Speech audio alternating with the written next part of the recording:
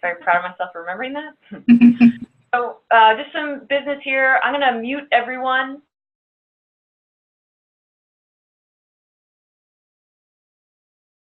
Have a microphone to be asking us questions. We'll definitely, we'll be checking that as we go here. So right now I'm going to mute everyone. And again, you can unmute yourself. Okay, so I'm going to share the screen to get a PowerPoint up. Hopefully this works. Okay, so everyone should be seeing a PowerPoint right now. And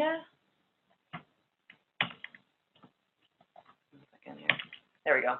Okay, so first off, my name is Erin Barstow. I'm the program manager of our VISTA program here at Montana Campus Compact. Just a little background, I completed 2 years of VISTA service with a different branch, so not with Montana Campus Compact, back in 2011 through 2013 with the GUTS program of the YWCA Missoula. And Ro, who's the program manager of the GUTS program, is on this call, which is very exciting. And go ahead, Lacey. Oh, my name is Lacey Fiore. I served with the Montana Campus Compact in Kalispell with the Girl Scouts in 2014. Then I came on as a VISTA leader in our network office, and now I am program staff. Great. So we got some big VISTA success stories over here. Okay, so just a little background. So we are Montana Campus Compact. We're a statewide coalition of colleges, college and university presidents and faculty who are committed to addressing community needs through the resources of higher education. And the VISTA program specifically that we run is we work to place VISTA service members in community organizations, public agencies, and college campuses to create and expand programs that build capacity and bring low-income individuals and communities out of poverty. I think that's me too. Yes. So just some overall VISTA impacts. So AmeriCorps, VISTA is a branch of AmeriCorps, and AmeriCorps places primarily young adults. In terms of the VISTA program, I think it's about 90% young adults, so people coming right out of college to serve, where these folks are learning valuable work skills, they're earning money for their education, and we're going to get into specifically what that looks like, and also developing an appreciation for citizenship and service.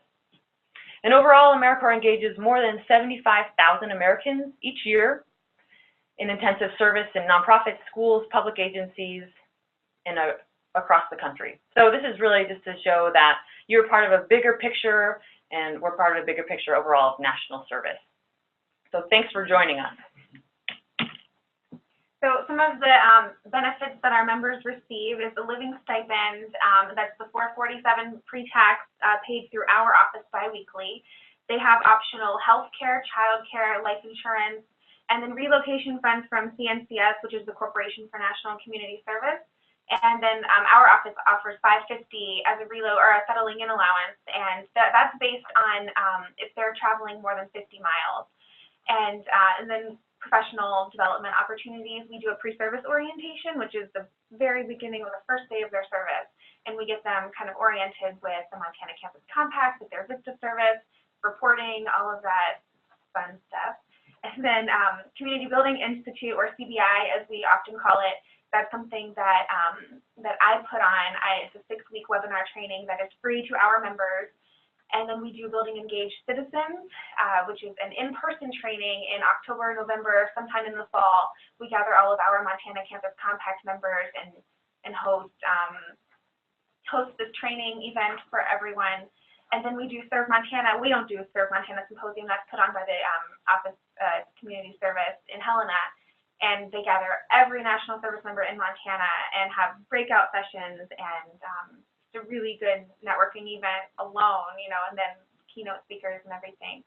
And then we do a close of service, kind of preparing our members for life after AmeriCorps. And none of that is a cost to the member or the host site. We cover all of the food, all of the travel, the lodging, everything's covered by us.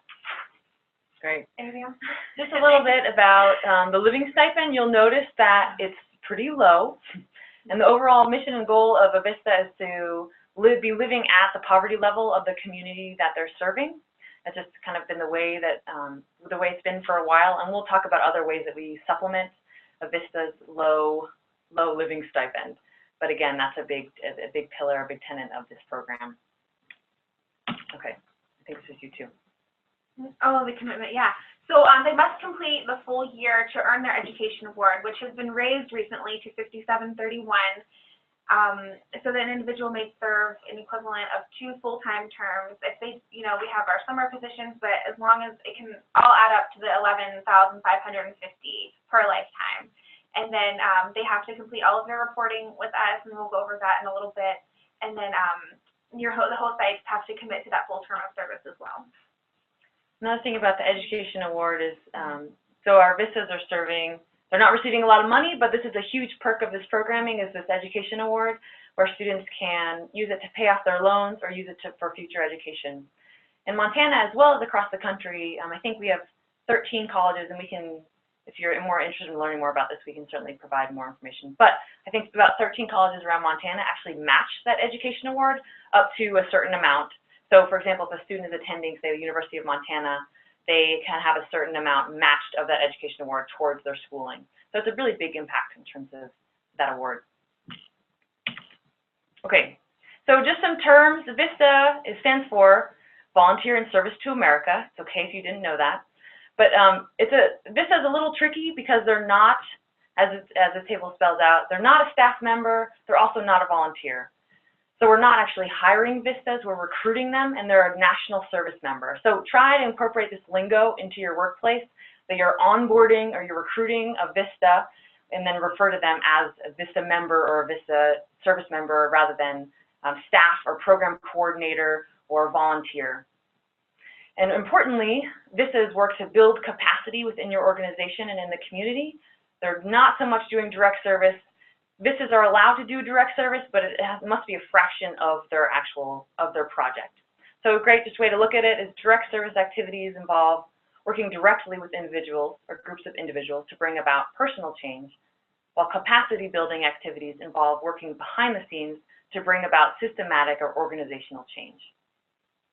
Okay, and if anyone has any questions about that, feel free to ask. Okay, I think this is me too.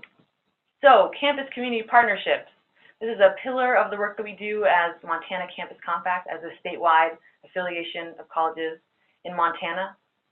So, these partnerships, they're helping us improve community life and educating students for civic and social responsibility.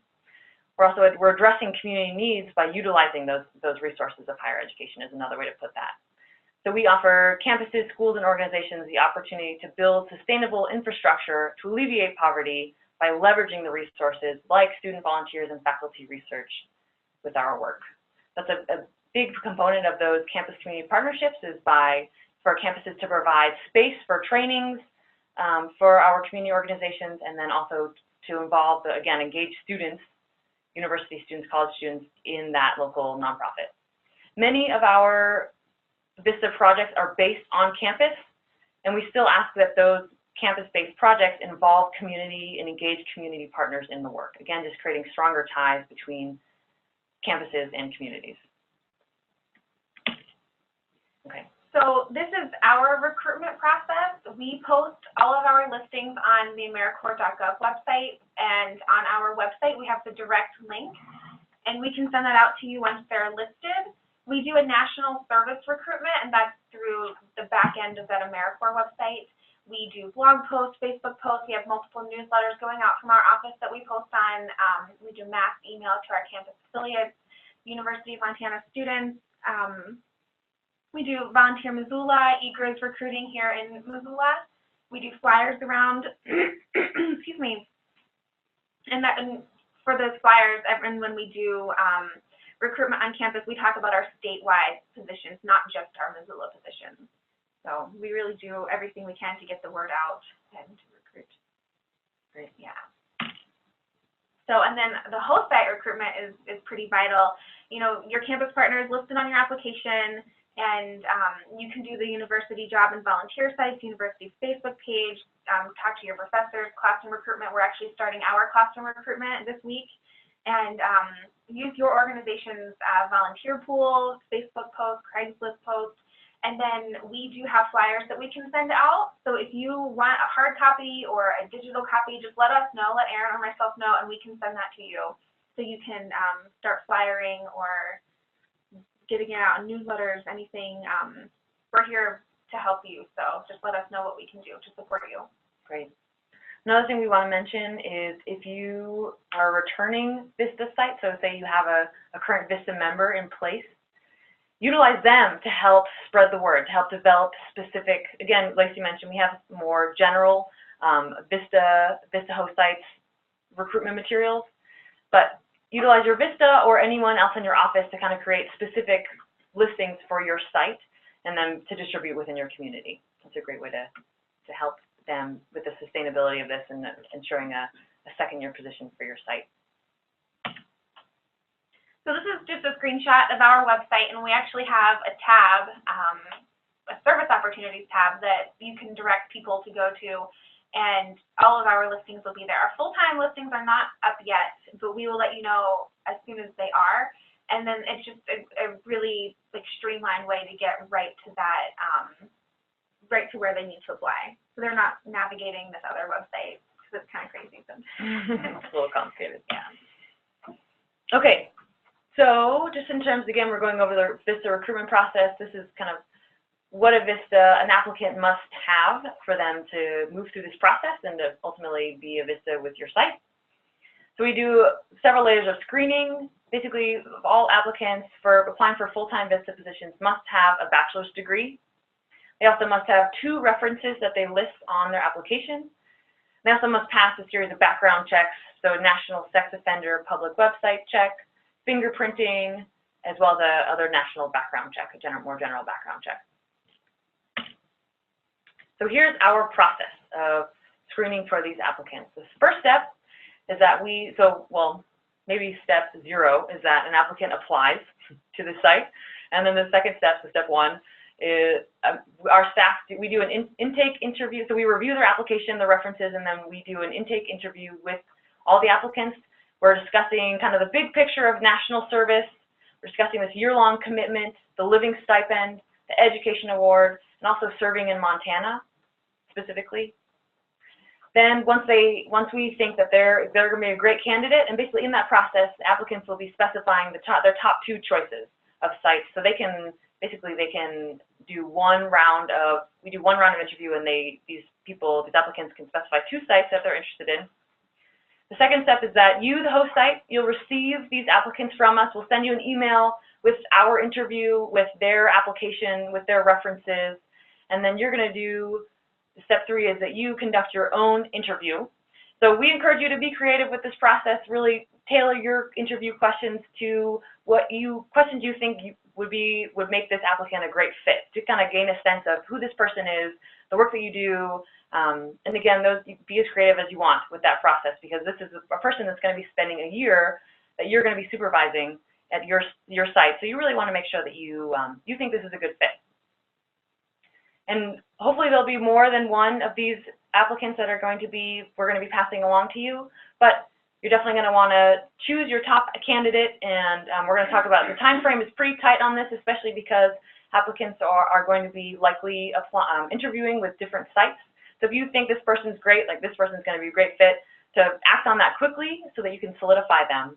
But basically, once you say, okay, we really want this person, step 4, tell us who you think is going to be a good fit, who your top candidate is, and then we will begin that onboarding process with that applicant, offer them the position, and go through that hiring process. I just said hiring. Go through the onboarding process with that VISTA. So reporting. So our VISTA members do a monthly report, and we'll have dates and all that out via a Google form, and it'll be submitted, and our office can view that. They do monthly work plans, and we use the SMART goal setting, so you'll be hearing more about that as well. And they have daily activity logs that that we provide them with that they can fill out. And the host site supervisor, kind of your role in that is you have to sign those activity logs monthly. That's something that we need to leave at the host site for up to 7 years, and that's just grant compliance. And so the monthly reports and the monthly work plans, we ask that you maybe have part in that. So before they submit their monthly work plans or their monthly reports, take a look at it and review it with them before they submit it to our office. And the work plans as well, I know some supervisors like to be CC'd on that because that's something they submit to our VISTA leader. And then you could ask your member, like, hey, I'd like to be CC'd so I can kind of see what you're doing this month or have some input on that. And then you'll submit the VISTA members' personal and medical days in a monthly Google form. That's an email that's sent out once a month from our office as well. Then at the end of their service, you do an end-of-term impact report, and that's just a Word document that you type up, and you can get input from your member as well, but ultimately that is the supervisor's role, is writing that up.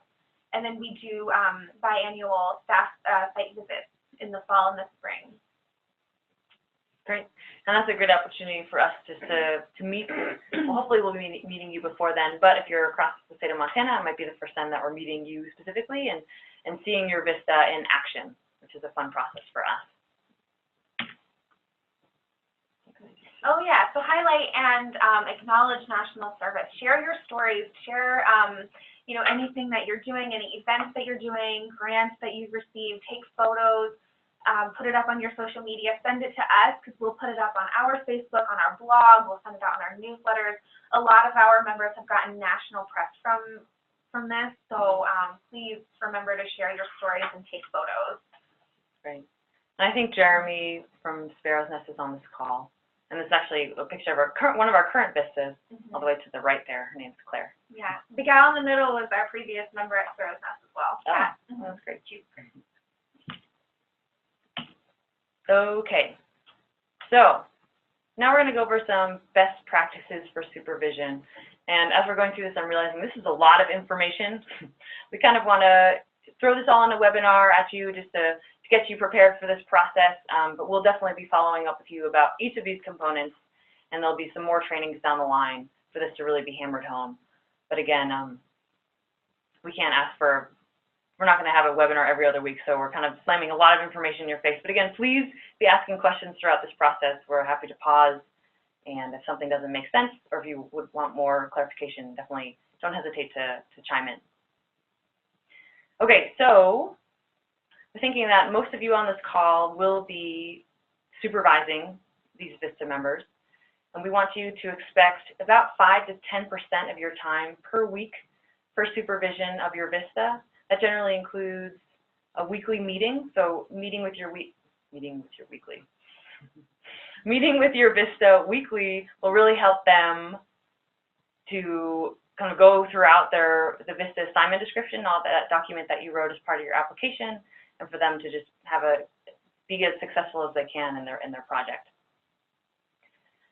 We're also hoping and expecting our supervisors to help members assimilate into the community and into the work environment. We're asking and we're hoping to do a lot of local recruitment within your communities and within the state of Montana. A lot of these national service members are coming from the nation, so they'll be coming across the country. Some of these VISTAs, it'll be their first time in Montana. So it's of paramount importance that you're helping them assimilate into Montana and to your specific community, especially in more rural communities, and also the cities of Montana are generally smaller than other cities around the country, and into your specific work environment. We mentioned this before, but a lot of VISTAs, this is their first professional experience. We're going to be doing a lot of training on our end to get these VISTAs prepped and ready to go for a professional environment, but we're also relying on you to help with that process too. For example, not to stereotype millennials, but Lacey and I are both millennials, and I think some of you on the phone call are too. Answering phones, typing professional emails without, emojis or abbreviations, that might be a learning process for some people, so we really can't take anything for granted here. And again, we're going to do as much work as we can on our end of these professional trainings, but we need your help in that process too. And as we mentioned before, VISTA, they're not staff members, but we would love for them to be treated as such, to be incorporated into the larger work culture, for you to be introducing them to your other team members, to community members, to help them be treated, to feel like staff, even though they're obviously in a unique position as living at the poverty level and being a national service member. And as part of that process of treating members as staff, we want our VISTAs to be acknowledged for the great work that they're contributing when possible. So whether that's taking your VISTA out to lunch, it's not an expectation, but just any way that you can help supplement their hard work for the little pay that they're doing without direct process of funds. So there are some boundaries here that we can't, be paying VISTAs outside of what they're earning. But any other gestures that you can help them to acknowledge their work, we definitely appreciate that. We also have a link to different supervision styles. So I'm thinking that many of you have supervised either interns or volunteers or other staff members before. But if you're new to supervision, definitely think about how you want to be as a supervisor. We really encourage you to take some time in thinking about how you'd like this year to go. The year flies by, but again, 5 to 10% of your week every week, that adds up. So you're going to be spending a lot of time with this VISTA and helping them fulfill the goals of their project. So we hope that you're intentional about going through this supervision. And there's another training that'll be coming up that I'll talk more about supervising a VISTA specifically, because they are unique. But here's a link, and we'll send out the slide so you'll have access to that link. We're not going to go through that all now, but there's some great resources out there when considering supervision styles, and this is a great one. It's a little more VISTA specific. Did I miss anything? Anything else? I don't think so. Okay. Okay, so part of this other expectation we have is helping to compile an on-site orientation and training. Do we call that OSOT? Is that what we say? Like OSOT. Okay. Anyway, there's acronyms for everything. I'm still learning too. So this is an orientation plan for your VISTA's first 3 weeks in the office, and I'll actually be sending out a template, a guide for you to help fill this in. And this will be, I'll probably be sending this out in the next couple weeks, and we'll need this back from you. So it's being intentional with onboarding this VISTA. So the purpose is to establish an effective working relationship between you and your VISTA, the other staff if that's applicable, and also to the community and to the campus as well. So generally, week 1 will be getting to know your organization and your community. Week 2 is getting to know your community and the project itself, and also the campus partner. And Lacey was mentioning before that it's great to even set up a meeting with your campus partner before the VISTA comes on. We understand that people are busy, but again, instilling that campus partner is integral to the success of this project, as setting up that initial meeting so the VISTA can understand and meet that campus partner and how they can best utilize them throughout this year. And week 3 is the journey begins, so work plan development, talking through that VISTA assignment description that you filled out for this application, talking about big overall goals and week by week, month by month goals, etc. One thing I wanted to add in, when I came on as a VISTA with the GUTS program at the YWCA Missoula, one thing that I really appreciated in my orientation is there was a scavenger hunt that I completed with some other VISTAs in the community too. So we also encourage that, and we'll definitely be letting you all know who are the other VISTAs in your community by having them meet up to kind of instill this larger picture of national service, and also just to build a support network within your community. We just certainly encourage that. But I went through a scavenger hunt of local community organizations that would be potentially relevant to my work and my project as a VISTA. And that was a great way for me to get onto the community, set up meetings with community partners, and getting to know them, asking them some questions, making sure that people also know me and recognize me as a national service member. Okay. And again, I'll be sending out more information about this on-site orientation and training plan. But this is a document that, again, we have a template for, and we're going to ask you to bulk it up with your site-specific, your community-specific needs and ideas, and then I'll be receiving this back from you.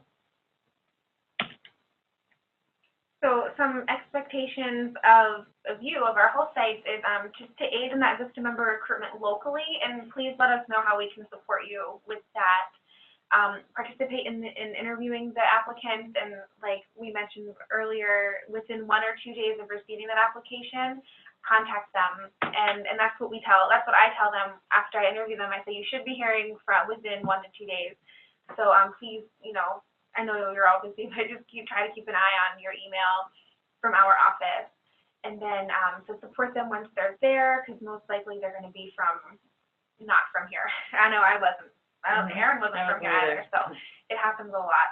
And then create and implement that 3-week on-site orientation. That's something we do receive that back, so we can put it in their binder for them, and so we have it to hand to them their first day with us, and they can kind of look it over and kind of get ready for that. And complete all the reporting requirements by the assigned deadlines, and you'll be receiving those. and then the host site participation fees, which is through our office manager. So that binder is a good point. Do you want to talk a little bit more about that, of what's in that binder for every VISTA as they come on? Yeah, so something we put together, we do have this binder, and it has a lot of resources for our members. It has those daily activity logs we talked about. We print out a whole sheet of reporting definitions if they have to refer to that. Their on-site orientation, their VAD, the VISTA assignment description, will be in there as well. I'm trying to think. I haven't seen one in a while. So basically, yeah, that's a good rundown. It's just a nice resource binder that they keep. I still have mine from my member year and from my leader year, and it's a good way just to keep track of what they're doing.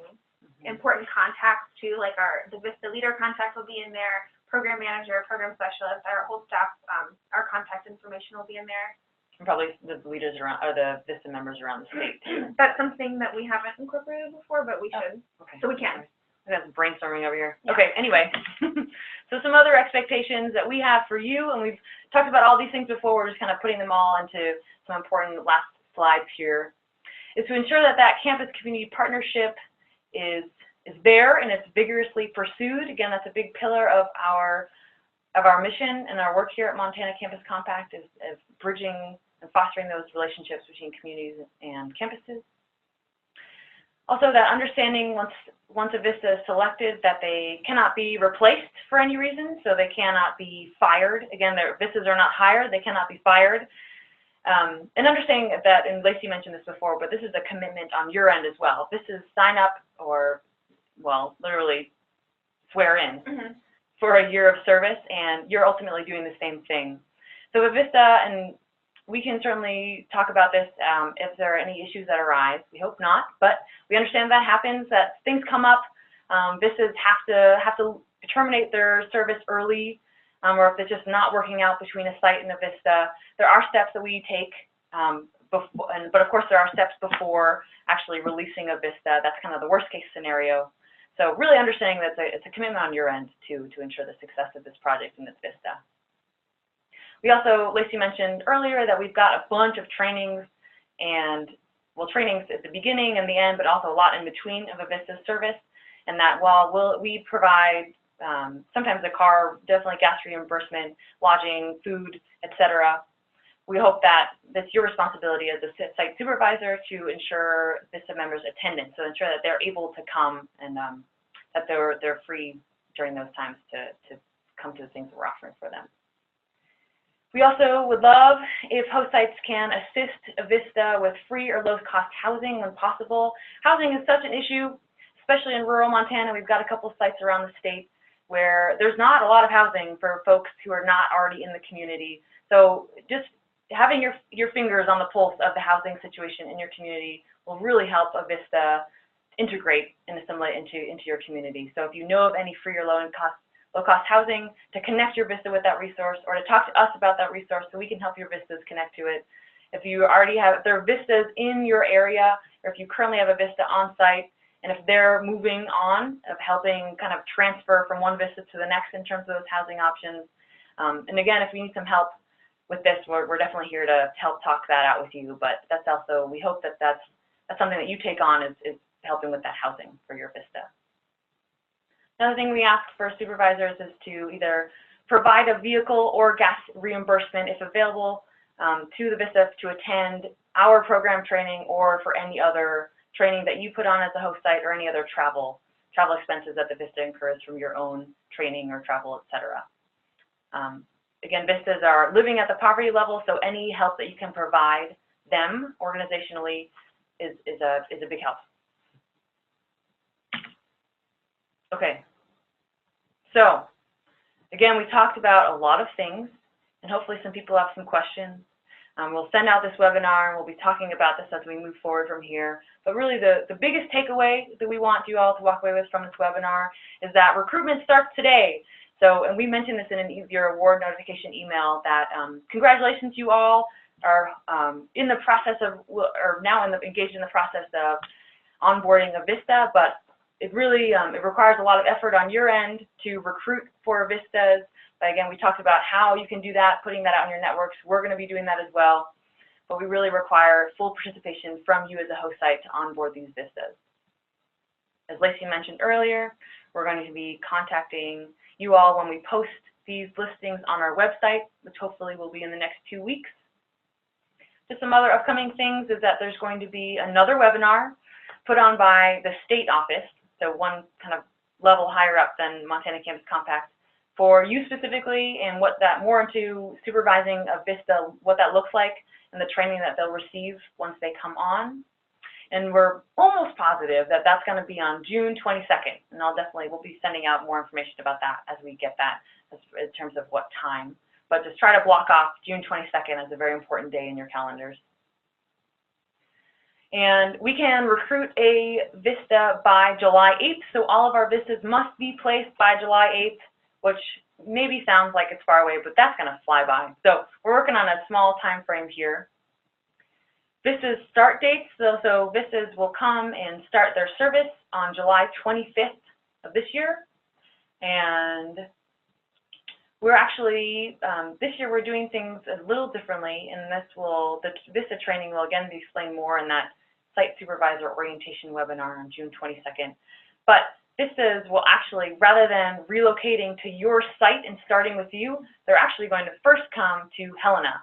So their first day of service will be part of a 3-day training of a Montana Campus Compact specific training in Helena, Montana.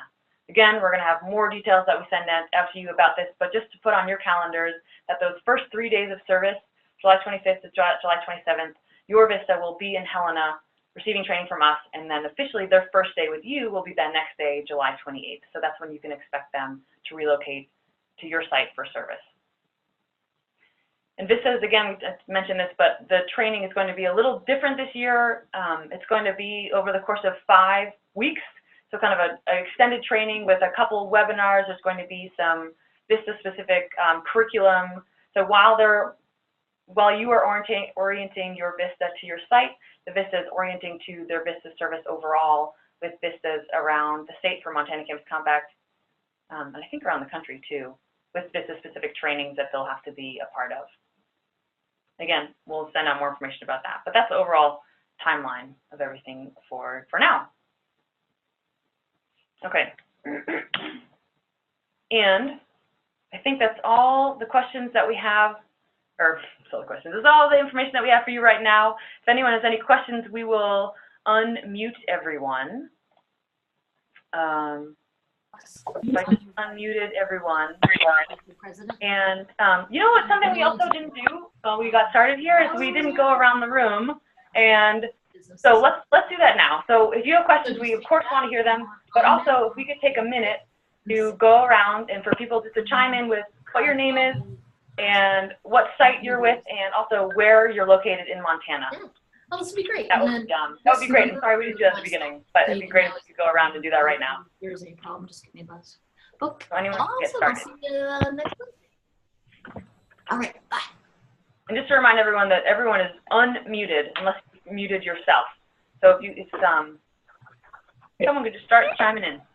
Hi, my name is Sandra Bauman. Sorry about that. I'm in Great Falls at Great Falls College, and we are hoping to have a VISTA come on board to help us build a program for our Native American students. Great. Thanks, Sandy.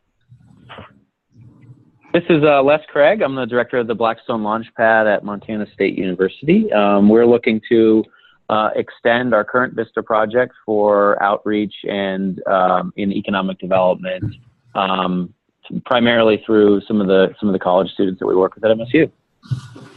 Thanks, Les.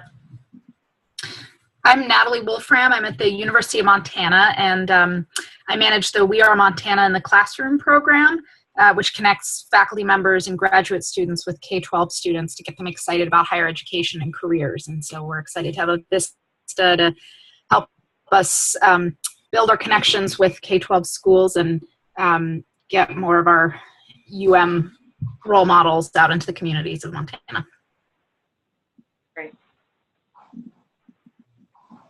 Hi, I'm Amy Leary, and I work with the Montana Post-Secondary Educational Opportunities Council, and we are a nonprofit that works with all 25 colleges in Montana and almost 200 high schools, trying to bring them together to help students through events and programming. And so hopefully VISTA will help us expand some of the existing programs we have, but also grow into new areas. So we're excited. Great. Hi, this is Tracy Jetty up at MSU Northern in Havre, and our VISTA this will be a second year of their project, and we'll be focusing a little more narrowly this year on veterans programming and financial literacy.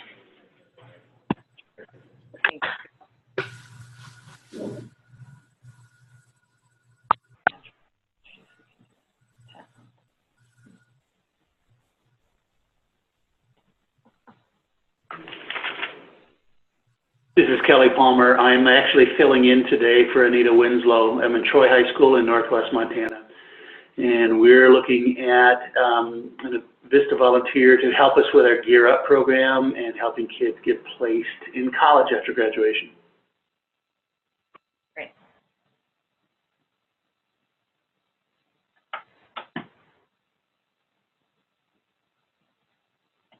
Okay. Well, some other people, I think there's some more folks on the call, but for the folks who don't have microphones, we have Stephanie Potts from the Natural History Center in Missoula.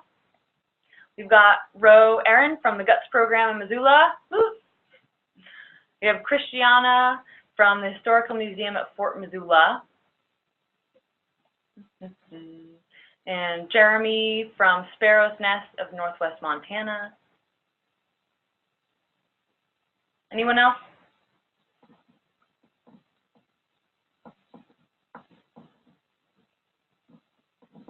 Okay.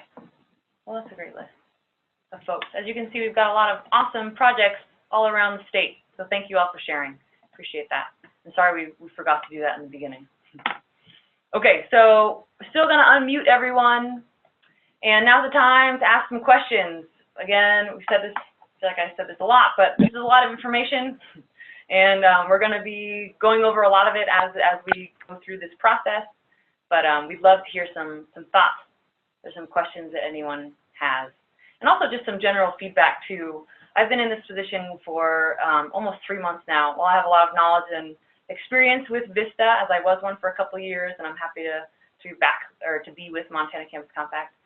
And same with Lacey. We've got a lot of knowledge on our end, but Lacey's a new program specialist as a couple months ago too. So if there's any confusion or again any other overall feedback, we love to hear it because we definitely want to help streamline this process and get better at this since again we're new.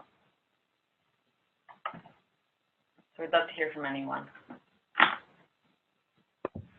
This is Sandy in Great Falls, and I do have a quick question about recruiting on our campus.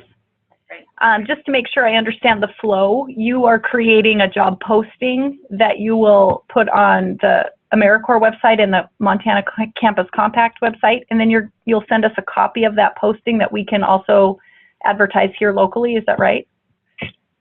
Yeah, we'll be creating a national service position listing, and we'll be putting that. So ultimately, we put that on AmeriCorps.gov because that's where our applicants will need to apply. But we'll have links to that within our specific Montana Campus Compact website. And once we have those posted, we'll probably just send out a mass email to everyone with, here's our website, find your site, and then you can direct applicants to that specific link. Does that answer your question? Yes, it does. Thanks. Okay, great.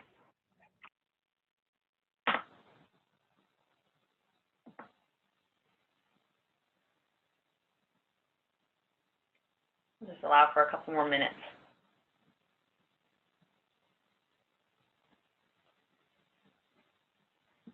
I don't think anyone's chatted anything, is that right? Now it would have popped up orange. No questions. Okay, well, I bet there are questions. And feel free to either, here's our contact information. We'll be in touch with you. Please be in touch with us as we move forward. Thanks so much for your time and for your commitment to joining us in our effort to engage more folks in national service. We believe in the power of national service in the AmeriCorps VISTA, and we're so thrilled that you're on board with us. So thanks again for your time, and happy Thursday.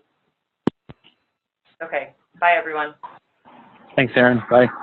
Yeah, thank you.